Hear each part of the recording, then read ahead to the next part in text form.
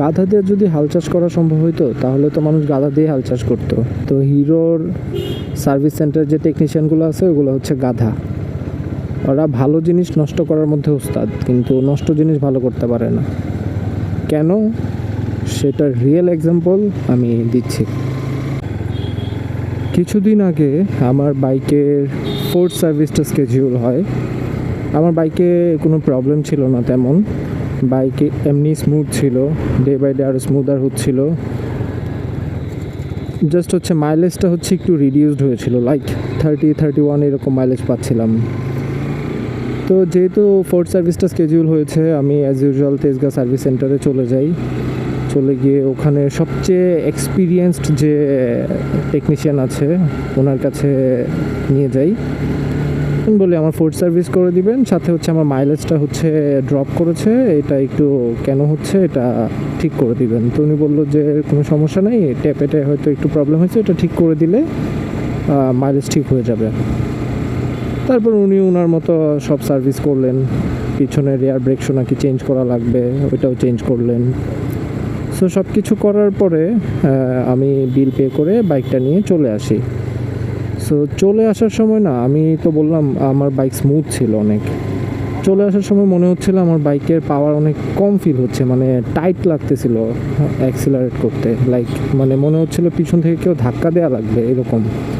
তো ভাবলাম হয়তো ট্যাপেট অ্যাডজাস্ট করছে, 2-1 দিন পরে ঠিক হয়ে যাবে। বাট প্রবলেমটা হলো যত দিন যাচ্ছে এভাবে 1 দিন 2 দিন 3 দিন 4 দিন করে 2 সপ্তাহ চলে গেল, অ্যান্ড বাইকের হচ্ছে এই জিনিসটা মেজর আকার ধারণ করলো। আমার বাইকে অ্যাক্সিলারেট করলে পুল করতেছিল না বাইক প্রপারলি, এবং এটার মাঝে আরও একটা সমস্যা হলো, পিছন থেকে একটা মানে নয়েজ আসতেছিল বাইকের।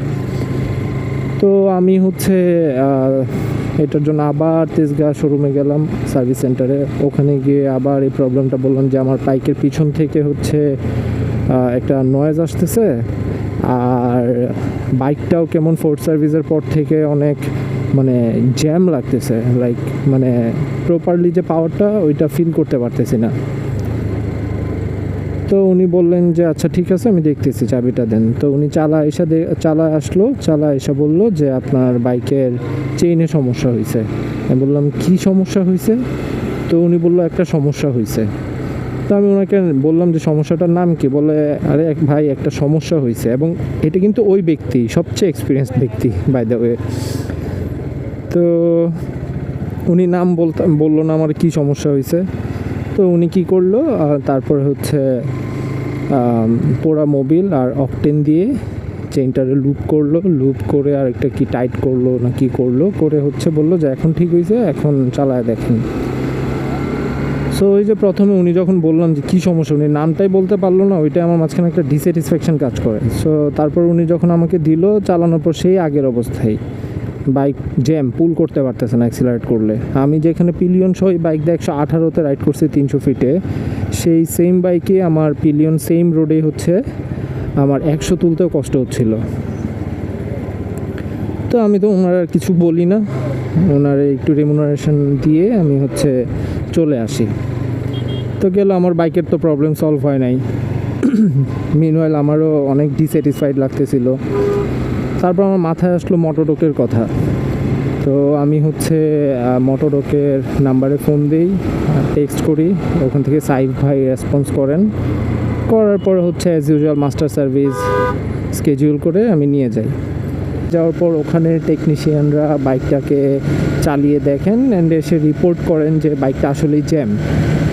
তো ওনাদের কাজ শুরু করেন। কাজের মাঝামাঝি এসে বলেন কিছু জিনিস লাগবে, লাইক বল racer, spark plug, well filter, air filter, এগুলোও চেঞ্জ করা লাগবে। তো আমি সেগুলো কিনে এনে দিই, যেগুলো রেগুলার মেনটেনেন্সের আওতায় পড়ে। তো পাশাপাশি ওনারা হচ্ছে ট্যাপেটটাও অ্যাডজাস্ট করে। ট্যাপেট অ্যাডজাস্ট করতে গিয়ে ওনারা দেখে যে আমার ট্যাপেট 5-12 দেয়া, অ্যান্ড এইটা অনলি রিজন যেটা আমার বাইকটাকে এত জ্যাম বানিয়ে রাখছে। তো ওনারা ট্যাপেট অ্যাডজাস্ট করে 10-12 করে। এই বাইকের কিন্তু ইউজুয়ালি ট্যাপেট থাকার কথা 10-12, কিন্তু এটা হিরোর সার্ভিস সেন্টার থেকে করে রাখছে 5-12। তো ওনাদের কাজ শেষ করে আমার বাইক বুঝিয়ে তা চালানোর পরেই আমার ফার্স্ট ইমপ্রেশন ছিল ওয়াও, যে এত স্মুথ হইলো একটা সার্ভিসে। আমি ভাবলাম যে হয়তো আরও অনেক কিছু সমস্যা ছিল, তো সব কিছু সলভ করে দিয়েছে দেখে হয়তো এখন এত বেশি স্মুথ লাগতেছে এবং নতুনের থেকেও বেশি ভালো লাগতেছে চালায়। তো তারপর আমি সাইফ ভাইয়ের সাথে কথা বললাম। সাইফ ভাই বললো আপনার বাইকে কোনো সমস্যা ছিল না, জাস্ট একটাই সমস্যা, সেটা ছিল হচ্ছে আপনার ট্যাপের জ্যাম ছিল। ট্যাপেটকে এই বাইকের ট্যাপেট থাকার কথা 10-12, সেটা করে রাখা হয়েছে 5-12। সো এইটা একমাত্র প্রবলেম ছিল যেটা আপনার এত সাফার হওয়ার কারণ। তো আমার কথা হচ্ছে ভাই, তুমি যেটা পারবা না, তুমি অন্যান্য টেকনিশিয়ানরাও দেখি কারিজমা বা এই 4Vর সার্ভিসের দায়িত্বে পড়লে তোমার কাছে নিয়ে যায়। সো তুমি যে কাজ পারবা না, ভালো কথা, করবা না, কিন্তু ভালো একটা জিনিসটা কেন নষ্ট করে দিবা শুধু শুধু? আমার ভালো স্মুথ বাইক, আমার বাধ্য হয়ে ফোর্থ সার্ভিস নিতে যাইতে হয়েছে, না হলে তো ওয়ারেন্টি থাকবে না হিরোর, অফিসিয়াল ওয়ারেন্টি তো না হলে মেনটেন হবে না। সো আমার বাধ্য হয়ে লিটারেলি হিরোর সার্ভিস নিতে যাইতে হয়েছে। এবং আমার ভালো বাইক, এটা তোমরা কি করছো, কিরিন্দারি করে কাজ পারো না, হুদাই আমার বাইকটারে ট্যাপেরটারে জ্যাম বানায় দিছো। সো অফিসিয়াল সার্ভিস সেন্টারে যদি এই অবস্থা হয়, মানুষ কেমনে রিলাই করবে? এই বাইক মানে no doubt one of the best bike, মানে এই বাজেট অনুযায়ী আমার বাইক নিয়ে কোনো কমপ্লেন নেই। ইনফ্যাক্ট আমার এক্সট্রিম 250 আর বাইকটা নেওয়ার প্ল্যান ছিল, বাট এখন আমি কনফিউজড যে হিরো হচ্ছে 160 বাইকটাই সার্ভিস করতে পারে না। ওনাদের সার্ভিসের কারণে এই বাইকটার এত বদনাম। ওনারা যদি ভালো সার্ভিস দিত, ট্রাস্ট মি, এই বাইকটা আরও 2-3 গুণ বেশি সেল হইতো। প্রতিটা বাইকেরই প্রবলেম আছে, প্রতিটা বাইকের প্রবলেম আছে, প্রবলেম ছাড়া কোনো বাইক নাই। বাট অন্যরা প্রবলেমগুলো অনেকাংশে সলভ করতে পারে, যেটা হিরো পারে না।